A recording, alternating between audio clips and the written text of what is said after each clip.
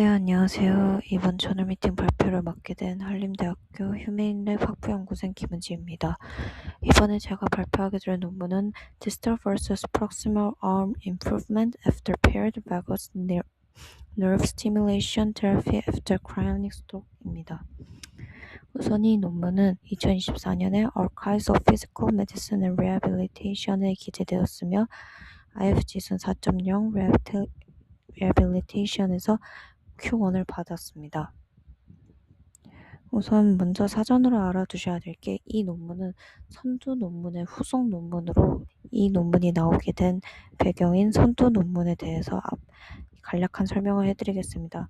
선두 논문은 Vagus Nerve Stimulation Impaired with Rehabilitation for Upper Limb Motor Function After Ischemic Stroke이며 이 연구의 선두가 된 논문에서는 뇌졸중 잘 치료에 VNS를 이용한 방식이 얼마나 도움이 되는지를 판단한 논문입니다. VNS, 즉 미주신경 전기 자극을 태스크 중심의 잘 치료를 할 때 얼마만큼 이게 회복에 도움이 되는지 효과를 확인하고자 했습니다. 여기서 태스크는 랜덤적으로 여러 것들이 시행되었고 주로 수행된 태스크는 뻗개와 같은 근위부 구성 요소 중심의 과제, 잡개와 같은 원위부 중심의 과제, 그리고 다양한 관절을 이용하는 근원위부 복합적인 중심의 과제를 구성으로 시행이 되었습니다.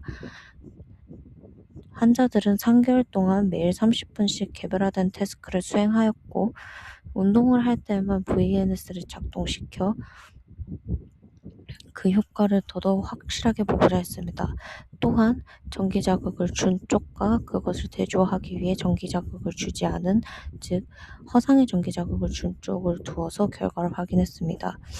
이렇게 태스크를 시행하여 90일 뒤 결과를 확인했는데 이때 사용한 회복 지표는 FMAUE와 MCID, 즉 숫자 말고 실제 임상적으로 의미가 있는지를 확인하는 지표까지 같이 두어 그 회복 지표를 보고자 하였습니다.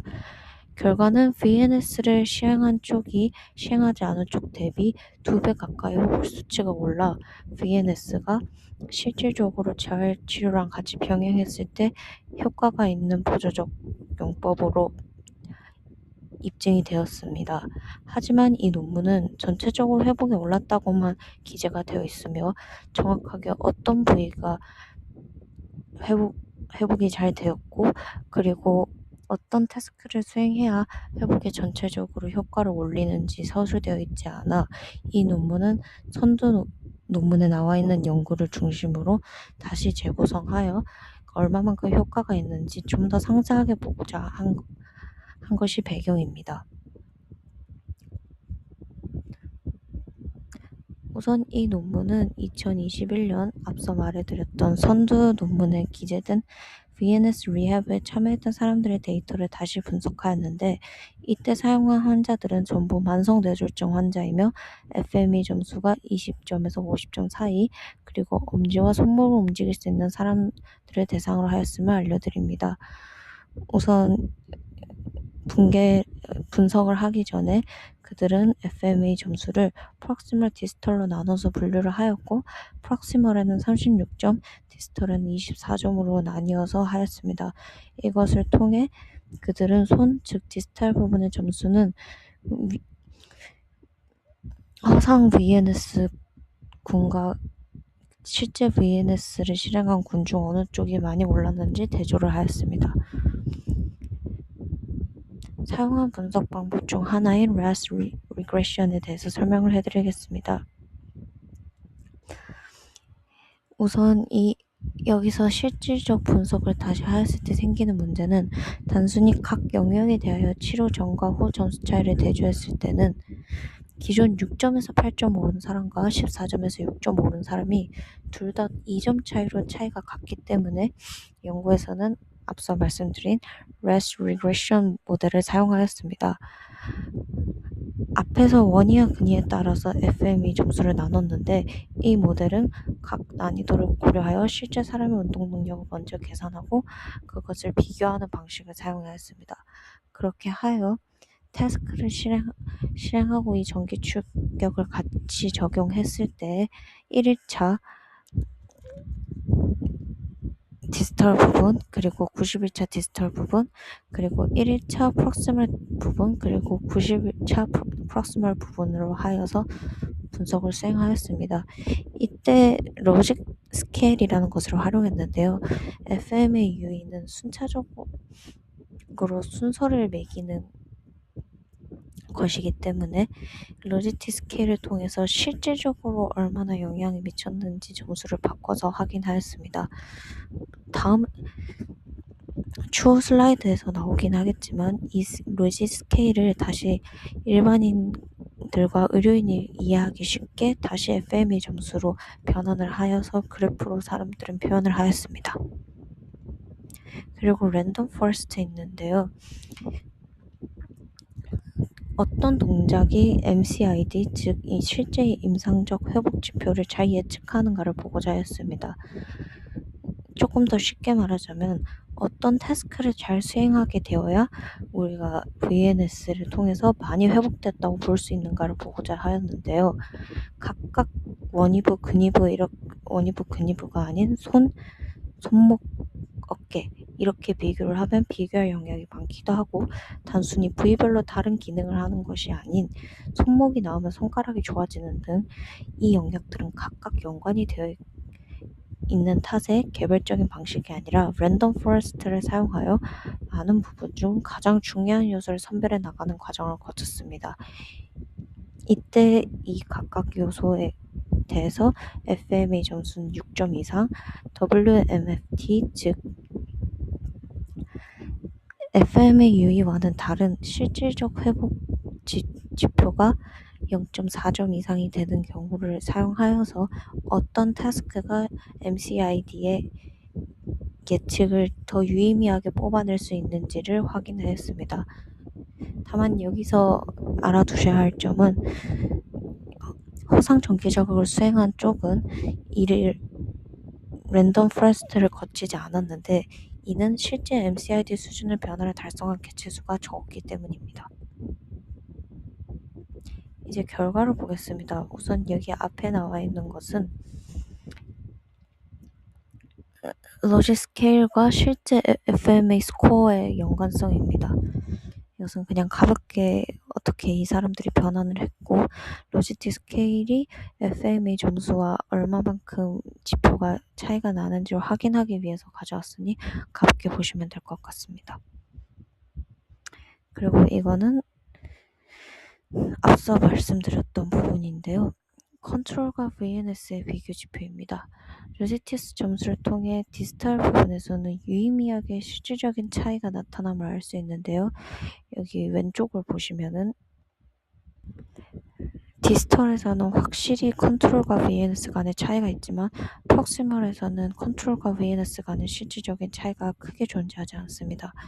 이 슬라이드는 1일차의 슬라이드고 이것을 반복 수행했을 때 90일 차이는 어떻게 되는가를 봤을 때는 1일차보다 확연히 디스털에서 프록시멀에서도 차이가 좀 늘어났으나 디스털에서 그 차이가 확연하게 더 나타나는 것을 통해 손의 기능이 프록시멀 부분에 비해 VNS를 통해서 확연히 나아졌다고 확인할 수 있으며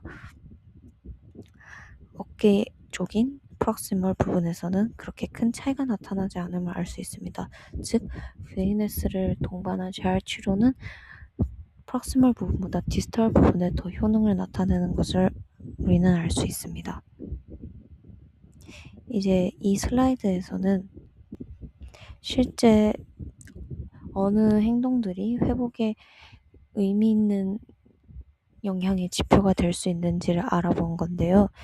여기서 FMA 기준으로 가장 점수가 높은 쪽이 shoulder retraction과 shoulder extension으로 이는 순서대로 어깨를 뒤로 당기기나 펴기 등의 요소이고 WMFT에서는 extend elbow나 weight to box 등 팔을 전체적으로 사용하는 구조가 높은 것을 확인할 수 있었습니다. 여기서 WMFMT와 FMA의 실질적인 차이가 궁금하신 분들을 위해 그 차이를 설명하자면 WFMT는 FMA와 다르게 태스크를 수행했을 때 이행하는 부분이 아닌 우리가 일상생활에서 쓰는 요소를 종합적으로 고려하는 실제 기능 수행 능력이라고 보시면 될 것 같습니다. 예를 들어서 FMAU는 우리가 단순히 팔을 들어보라고 했을 때 시키면 할 수 있는 정도의 확인 지표지만 WMFT는 상자를 옮기거나 하는 등 우리가 정말 일상생활에서 할 수 있는 행동들을 담았기 때문에 이 둘을 나란히 비교하여 실제 임상적으로 의미 있는 부분도 확인을 하였습니다. 이 논문에서는 두 가지를 확인했습니다. VNS가 실제 컨트롤에 비해서 얼마나 손이 좋아졌는지, 그리고 어떤 행동이 우리가 MCID, 즉 임상적 회복 역량에서 실제 예측 부분에 더 대한 예측을 알아낼 수 있는지입니다. 우선 VNS가 실제 영향을 미친 부분에 대해서만 보면은 실질적으로 우리는 컨트롤과 대조를 하였을 때 디스탈 부분에서 더 높은 성장이 일어났음을 알 수 있으며 이는 VNS가 손과 같은 디스탈 부분의 회복에 큰 영향을 미친 것을 알 수 있습니다. 그리고 전에 설명드렸던 어떤 행동들이 의미 있는 영향을 끼치는지 알아봤을 때는 어깨뿐만 아니라 떨림 감소와 손목 움직임 등 상肢를 전체적으로 사용하는 것을 확인하는 것을 통해 전반적인 행동을 수행했을 때 우리가 기능 개선을 알 수 있는 임상적인 영향의 예측 패턴이 높다는 결론을 알 수 있었습니다.